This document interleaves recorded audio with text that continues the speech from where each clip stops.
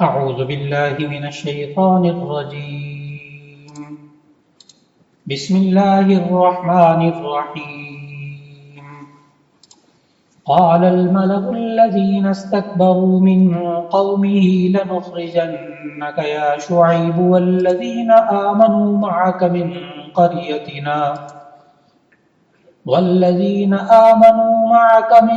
قريتنا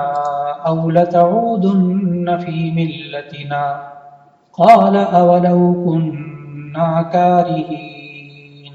صدق اللہ العظیم۔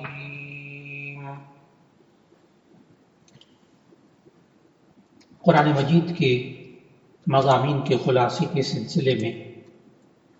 آج پارہ نمبر 9 کا خلاصہ ذکر ہو رہا ہے۔ 8ویں پارے کے آخر میں حضرت شعیب علیہ السلام کا قصہ اللہ تعالیٰ نے ذکر کرنا شروع فرمایا تھا اور بتایا تھا کہ یہ شعیب علیہ السلام کی قوم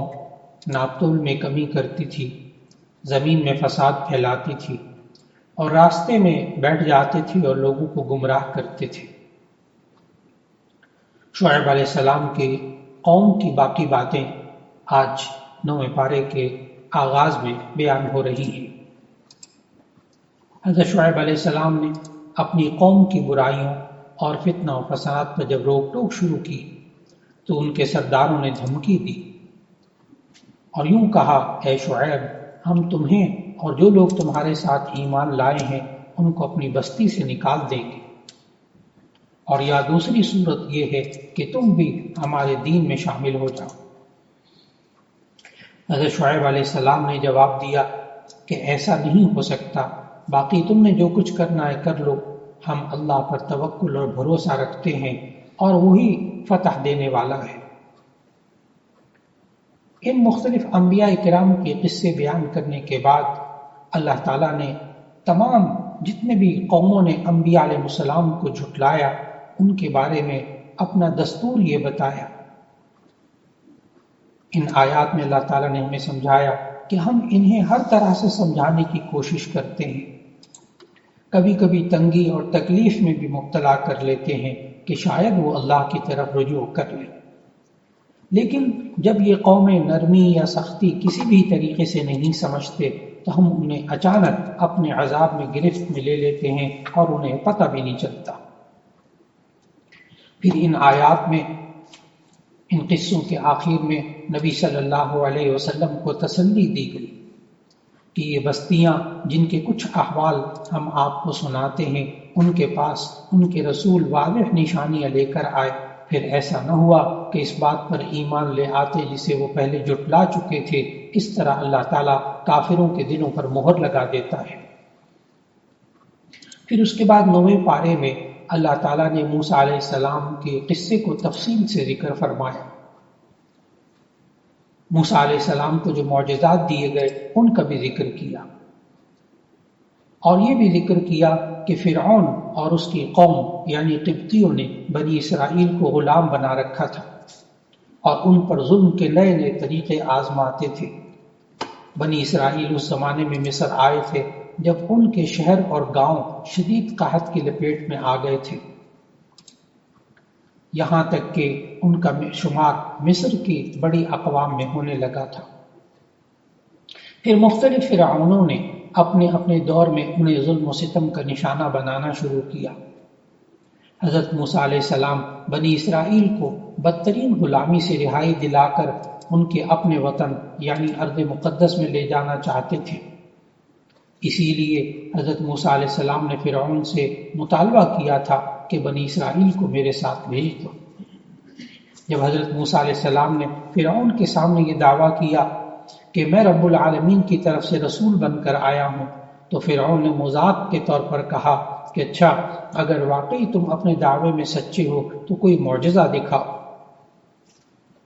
ان آیات میں اللہ تعالیٰ نے بتایا کہ موسیٰ علیہ السلام نے اللہ تعالیٰ کے حکم سے 2 معجزات ان کے سامنے رکھے۔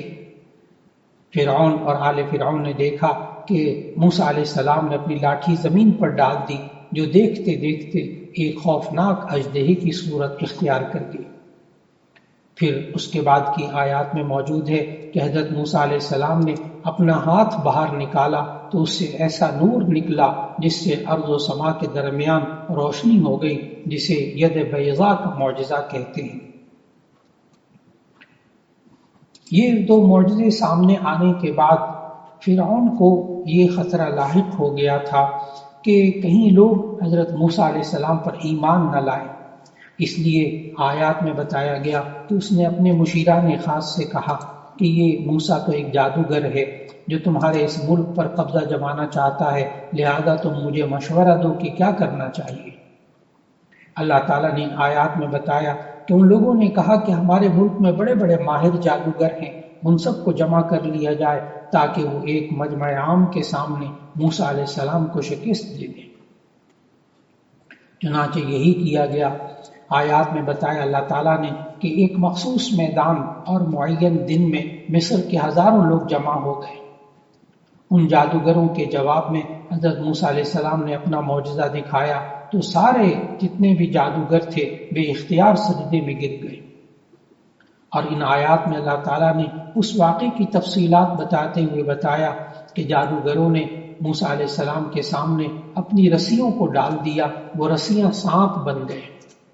اور پھر اس کے بعد جب حضرت موسیٰ علیہ السلام نے اپنی لاٹھی ڈالی وہ سانپ بن گئی، اور اس اژدہے نے باقی تمام رسیوں کے جو سانپ بنے ہوئے تھے ان کو نگل لیا، تو سارے کے سارے جتنے جادوگر تھے وہ سجدے میں گر گئے۔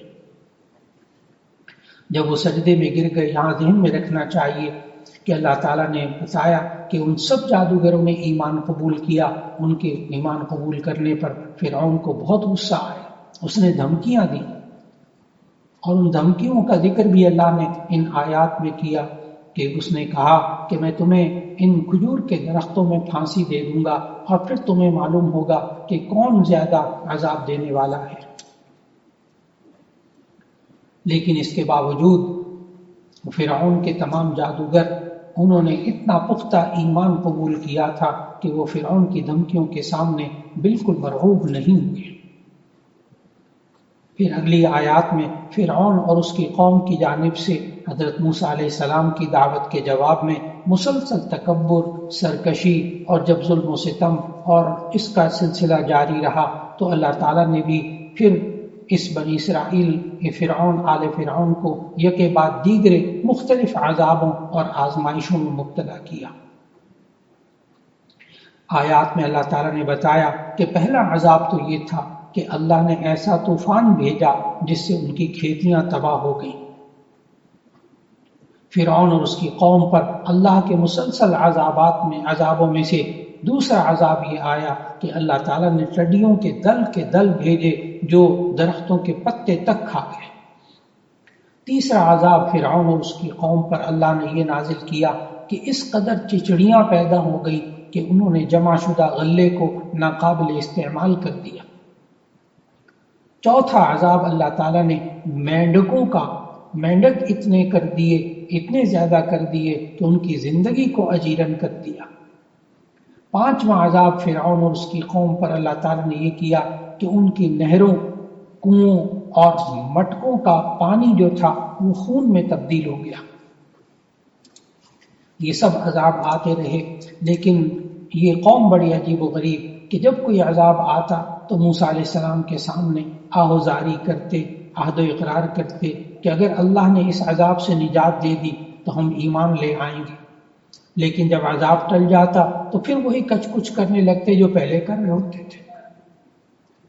پھر یوں ہوا کہ اللہ تعالیٰ نے بنی اسرائیل کو فرعونیوں کے عذاب سے نجات دے دی، اور حضرت موسیٰ علیہ السلام اور انہیں بنی اسرائیل کو لے کر رات کی تاریکی میں مصر سے لے کر نکل گئے۔ پھر اس کے بعد آزادی نصیب ہوئی تو دستور زندگی کی ضرورت محسوس ہوئی کہ اب ہم نے زندگی کیسے گزارنی ہے، تو اللہ تعالیٰ نے اپنے نبی حضرت موسیٰ علیہ السلام کو کوہ طور پر بلایا۔ وہاں آپ نے 40 روزے رکھے، پھر آپ کو باری تعالیٰ کی طرف سے ہم کلامی کا شرف بھی حاصل ہوا، اور دستور زندگی کے طور پر اللہ تعالیٰ نے تورات عطا فرمائی۔ حضرت موسیٰ علیہ السلام کوہ طور پر گئے تو پیچھے موسیٰ علیہ السلام کی غیر موجودگی میں ایک جادوگر سامری کے بہلانے پھسلانے پر بنی اسرائیل نے بچڑے کی عبادت شروع کر دی کہ اس نے اس قوم کے سونے چاندی کو جمع کیا، اس کو پگھالا اور پگھالنے کے بعد ایک بچڑا بنایا، اور پھر اس قوم نے اس بچڑے کی عبادت شروع کر دی۔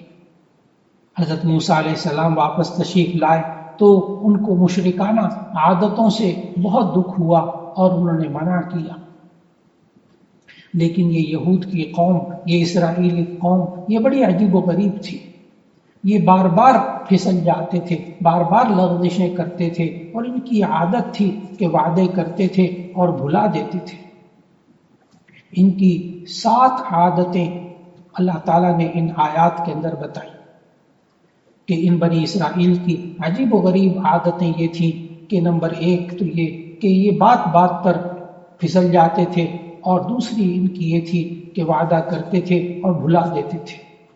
اور تیسرا یہ بتایا کہ یہ احکام الہیہ کا مذاق اڑاتے تھے۔ چوتھی عادت بنی اسرائیل کے اللہ تعالیٰ نے بتائی کہ یہ لوگ تعویل اور تحریف سے باز نہیں آتے تھے۔ اللہ تعالیٰ نے ان کو جو احکامات دیے تھے ان میں یہ لوگ تبدیلی کر دیتے تھے۔ پھر 5ویں یہ بات بتائی کہ جب انہیں ان کی سرزمین بیت المقدس میں داخل ہونے کو کہا گیا تو ان کو کہا گیا کہ سر جھکا کر داخل ہونا، مگر وہ سر اٹھا کر اور گھسٹتے ہوئے داخل ہوئے۔ یعنی اللہ تعالیٰ نے سجدہ کرتے ہوئے کہا تھا کہ تم داخل ہو جاؤ سجدہ کرتے ہوئے، لیکن جب وہ بیت المقدس کے اس داخلے کے دروازے تک پہنچے تو وہ دروازہ چھوٹا تھا۔ انہوں نے کہا اچھا ہمیں اس لیے حکم دیا تھا سر جھکا کر داخل ہونا، لیکن انہوں نے سر نہیں جھکایا، اپنے اوپر کے بدن کو نیچے کر کے اپنے اوپر کے بدن کو سیدھا رکھا اور نچلے حصے کو سمیٹ کر یہ داخل ہوئے گھسٹتے ہوئے۔ اور چھٹی بات یہ کہ اسی طرح انہوں نے ہفتے کے دن نبی صلی اللہ علیہ وسلم کے ذریعے اللہ تعالیٰ نے ہمیں یہ حالات بتائے کہ ان آیات میں بتایا گیا کہ ہفتے کے دن اللہ کی عبادت کے سوا کچھ نہ کرو، مگر وہ حیلے بہانے سے مچھلی کا شکار کرتے تھے۔ 7ویں بات اللہ تعالیٰ نے ان آیات میں یہ بتائی کہ اللہ تعالیٰ نے ان کے سروں پر کوہ طور اٹھا کر تورات پر عمل کا وعدہ لیا تھا، مگر وہ پھر اپنے وعدے کو نبھانے میں ناکام رہے اور وعدہ خلافی کرتے رہے۔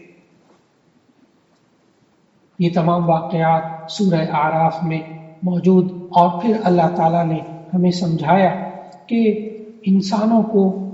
اپنی زندگی کے اندر رہتے ہوئے کبھی بھی بنی اسرائیل کی طرح عادتیں اپنی اندر نہیں لانی چاہیے،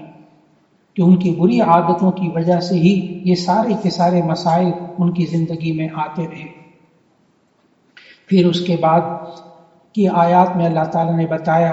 کہ یہ کفار جو ہیں یہ چوپایوں اور جانوروں کی طرح ہیں، کیونکہ یہ لوگ اپنے دل و دماغ، آنکھوں اور کانوں سے فائدہ نہیں اٹھاتے، جس کا نتیجہ نکلتا ہے کہ وہ ایمان سے محروم رہتے ہیں۔ اور یہ بتایا کہ یہ جو کفار ہیں یہ عقل اور دماغ کو دین کے لیے استعمال نہیں کرتے۔ پھر ساتھ یہ بھی بتایا کہ یہ آیات الہیہ سنتے تو ہیں لیکن بہرے بن جاتے ہیں، گویا کہ انہوں نے سنا ہی نہیں۔ اور تیسری بات یہ بتائی کہ ان لوگوں کو سب کچھ نظر آتا ہے کہ حق بات کیا ہے، لیکن اس کے باوجود یہ اندھے بن جاتے ہیں اور نہ بصارت سے کام لیتے ہیں نہ بصیرت سے کام لیتے ہیں۔ پھر اللہ تعالیٰ نے ان آیات میں یہ بتایا کہ اللہ تعالیٰ نے کفار کو اس دنیا میں مہلت دی، یہاں تک کہ ایک وقت ایسا آتا ہے کہ اللہ انہیں اچانک پکڑ دیتا ہے۔ مہلت کے وقفے سے بسا اوقات انسان دھوکا کھا جاتا ہے اور گناہوں پر اور زیادہ جرأت ہونے لگتی ہے کہ ہم حق پر ہیں تبھی تو ہمیں نعمتیں مل رہی ہیں۔ پھر اگلی آیات میں اللہ تعالیٰ نے بتایا کہ قیامت بہرحال آ کر رہے گی، اور اس کا معین علم کہ کس وقت قیامت نے قائم ہونا ہے یہ کسی کو علم نہیں ہے۔ پھر اللہ تعالیٰ نے نبی صلی اللہ علیہ وسلم کو اس کے بعد والی آیات میں اخلاق کریمانہ اختیار کرنے کا حکم دیا کہ آپ معاف کر دیں اور نیک کام کا حکم کرتے رہیں، اور یہ جاہل لوگ جو ہیں ان سے کنارہ کشی اختیار کریں۔ اسی طرح اللہ تعالیٰ نے سورہ اعراف کی ابتدا میں بھی قرآن حکیم کی عظمت بیان کی، اور سورہ اعراف جب ختم ہو رہی ہے اس 9ویں پارے میں تو وہاں بھی اللہ تعالیٰ نے قرآن حکیم کی تعظیم اور اس کا ادب بیان کیا، اور فرمایا جب قرآن حکیم پڑھا جائے تو اسے توجہ سے سنو اور خاموش رہو تاکہ تم پر رحم کیا جائے۔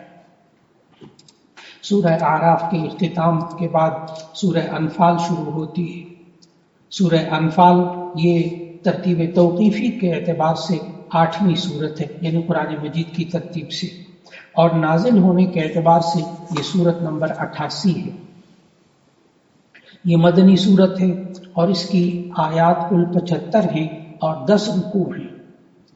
اس کا نام سورہ انفال اس لیے رکھا گیا کہ پہلی ہی آیت میں یہ نام آ رہا ہے، یسألونک عن الانفال، یہ لوگ آپ سے انفال کے بارے میں، مال غنیمت کے بارے میں پوچھتے ہیں۔ اصل میں انفال نفل کی جمع ہے، نفل مال غنیمت کو کہتے ہیں۔ اس میں مال غنیمت کے احکام کا ذکر کیا گیا، اس لیے اس کو سورہ انفال کہتے ہیں۔ سورہ انفال کے اندر خاص طور پر جہاد فی سبیل اللہ کا موضوع بہت واضح طور پر موجود ہے۔ یہ سورہ انفال غزوہ بدر کے بعد نازل ہوئی۔